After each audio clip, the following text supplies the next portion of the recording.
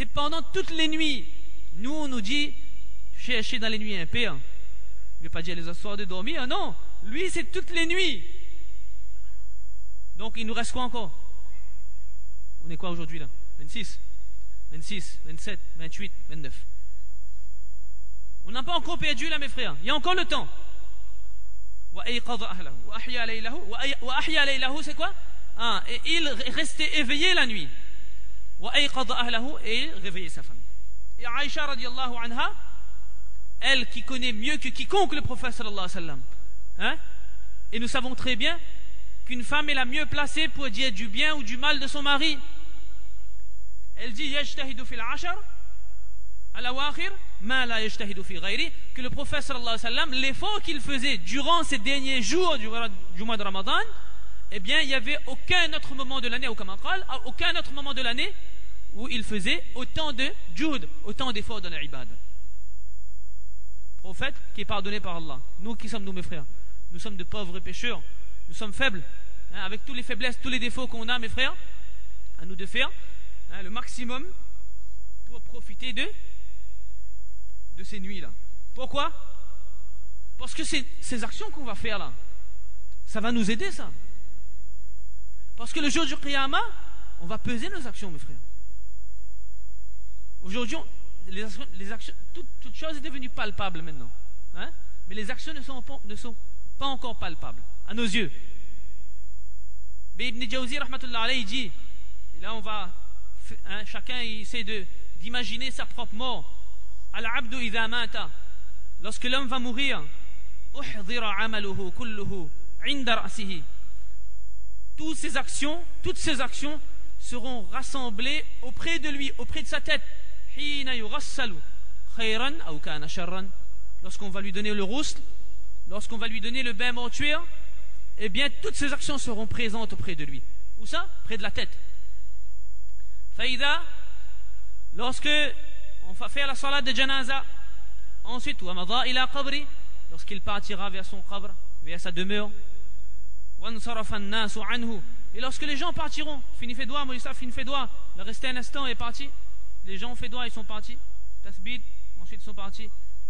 Mais il y a quelque chose qui reste. C'est ce quelque chose qu'on néglige souvent là. Baqiya amaluhu, kulluhu. Ce sont ces actions qui restent auprès de lui. Fi qabrihi, dans la tombe. Ce jour-là, lorsque nous serons dans la tombe là, il n'y aura personne, il n'y aura personne. Il n'y aura rien, ça veut dire aucune chose, ni aucune personne pour nous aider. Mais il y aura les actions. Et par rapport à ce mois de Ramadan, il y a un hadith qui me revient, as-siyamu, dans le hadith, dans le hadith du prophète sallallahu alayhi wa sallam, il parle de deux actions, al-Qur'an wa as-siyam, deux actions très liées, la lecture du Qur'an, le Qur'an, et le sawm, le jeûne du mois de Ramadan. Ces deux choses vont intercéder pour lui dans la tombe même. Si on a lu le Qur'an bien régulièrement pendant le mois de Ramadan, dans l'année aussi, et pendant le mois de Ramadan, parce que celui qui lit pendant le mois de Ramadan régulièrement, Allah lui facilite ses actions pendant l'année, d'accord? Et le somme, le jeûne qu'il aura fait, ces deux actions vont intercéder dans la tombe. Ces deux actions. Si je ne me trompe pas, dans le hadith, il est dit que le Coran se placera à sa tête ou à ses pieds, ou comme un col, en ce sens. Il dit, touche pas lui, Azab d'Allah, il touche pas lui. C'est moi qui intercède pour lui. C'est le Coran qui va intercéder pour nous. Si on l'a lu, si on l'a ouvert. Mais si on ne l'a pas ouvert, nous-mêmes d'imaginer, mes frères. Ensuite, Ibn Jawzi rahmatullah alayhi dit, wala yazalu ma'ahu fi qabrihi, et ces actions resteront avec lui hatta kharaja yawm al-qiyamah, jusqu'à ce que le jour du qiyamah cette personne sorte de cette tombe. Fa idha kharaja ma'ahu, lorsqu'il va sortir de sa tombe, les actions aussi vont sortir avec lui. Les actions aussi seront là avec lui. Et ensuite, il y aura la pesée. Il y aura la pesée. Et nous, tout le monde connaît lorsqu'on pèse nos bagages, lorsqu'on pèse nos bagages. Tout le monde connaît. Il a donné 30 kilos, 23 kilos. Ou bien quelqu'un étudiant a 40 kilos. Il ne faut pas dépasser. On est tendu là, on est angoissé. Si on connaît quelqu'un ici, on va téléphoner. On essaie de trouver le maximum d'astuces pour mettre dans les bagages à main. Un bagage à main, on essaie de prendre un deuxième bagage à main.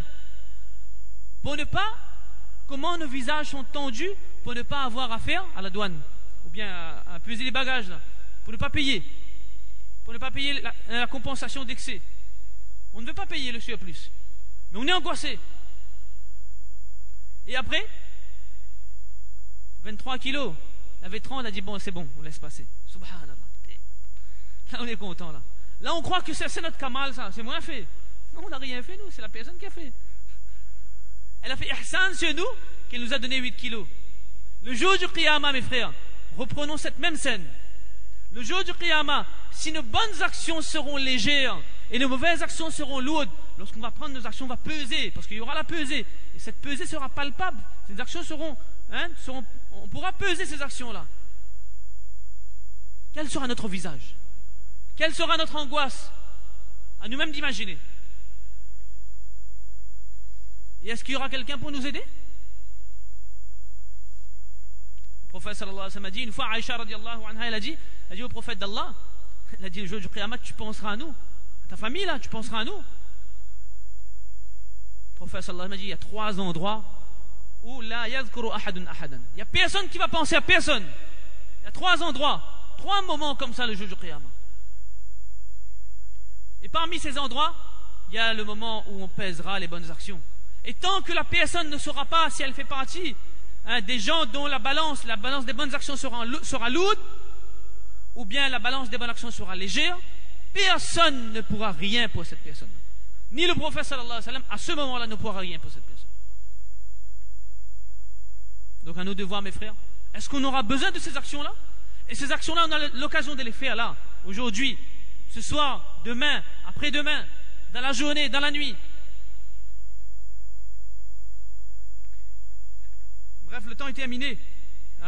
Juste un récit, il est rapporté dans les Athar, juste pour nous donner une idée, combien on aura besoin, on va regretter de ne pas avoir fait autant d'actions. On va regretter. Il est dit qu'une fois, il y a un sahabi à l'époque du prophète sallallahu alayhi wa sallam, il était malade et ensuite il est décédé. Le prophète sallallahu alayhi wa sallam, il a demandé, ce sahabi-là, où est-ce qu'il est? Il a dit, naqala ila rahmatillah. Il est parti dans la rahmat d'Allah. Alors le prophète sallallahu alayhi wa sallam, il a dit, comment il était? Qu'est-ce qu'il disait à l'heure de sa mort? Qu'est-ce qu'il disait? Alors les sahaba, ils ont dit, il disait quelque chose, mais on ne comprenait pas. Il disait, laytaha kanat kathira, laytaha kanat kathira, laytaha kanat al-jadida, laytahu kana kamilan. Il disait 3 phrases. Il disait que, dommage, pourquoi il n'y avait pas plus? Dommage, pourquoi c'était pas plus neuf, c'était pas le neuf, N-E-U-F, d'accord? Et pourquoi c'était pas complet, c'était pas entier? Alors le prophète sallallahu alayhi wa sallam, il a donné la réponse. Il a dit, en vérité, dans 3 moments de sa vie, cette personne a fait des bonnes actions. Beaucoup d'endroits, mais par rapport à ces 3 phrases-là, 3 moments précis.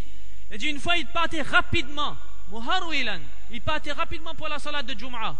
Déjà, les sahaba, on ne pense pas qu'ils étaient en retard comme nous, d'accord? Comme moi, d'accord? Donc, il partait rapidement, mais il partait en courant aussi, parce qu'il voulait recevoir le plus de savoir possible. Celui qui vient plus tôt reçoit la récompense, ça aussi, vous connaissez, d'accord? Nous, on attend que les anges ferment, après on arrive. D'accord? Et il a vu une personne âgée. Subhanallah. Lui, il va vite, personne âgée, il va lentement. Oui ou non? Il va perdre récompense là-bas, là, s'il s'arrête cette personne-là. Il va perdre la récompense. Mais il a dit non. Il a pris la main de cette personne âgée-là, qui était, on va dire, faible. Il a pris la main et il l'a amené masjid.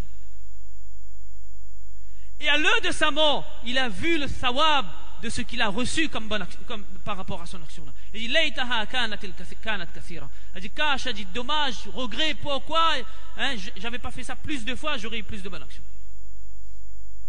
Deuxième moment de sa vie, il partait pour salat de Fajr. Un matin de grand froid, et il a vu un SDF dans la rue. SDF, c'est dans la rue même. Aujourd'hui, SDF aussi, mashallah, l'État, alhamdoulilah, donne des endroits pour dormir, alhamdoulilah. Donc lui, il a vu SDF dans la rue, qui allait mourir. Dans le hadith, il dit qu'il allait mourir de froid. Alors il avait 2 djoubba. Donc certainement, un c'était pour se couvrir, pour s'habiller, et l'autre c'était pour se couvrir. Un qui était neuf, l'autre qui était un vieux, un ancien. Il a pris l'ancien, il a donné. Il a fait une bonne action. Mais le sawab qu'il a vu à l'heure de sa mort, de cette bonne action, il a dit pourquoi j'ai pas donné le neuf? J'aurais eu plus de sawab. Et troisième moment, à propos duquel il est référence, il est rentré chez lui, hein, il a sa femme qui a préparé un pain complet pour lui, un pain entier. Et là, au moment de manger, il entend quelqu'un qui frappe à la porte, qui dit je suis affamé, donne-moi quelque chose. Il prend la moitié de son pain et il donne. Il dit pourquoi j'ai pas donné entièrement ce pain-là? Pourquoi j'ai pas donné ça entièrement ce pain? J'aurais dû donner entièrement ce pain.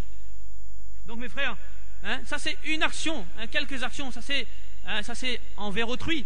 Mais les actions qu'on doit faire dans ces nuits-là, hein, à nous de prendre conscience, dua, salat, hein, et puis de lecture du Coran, etc.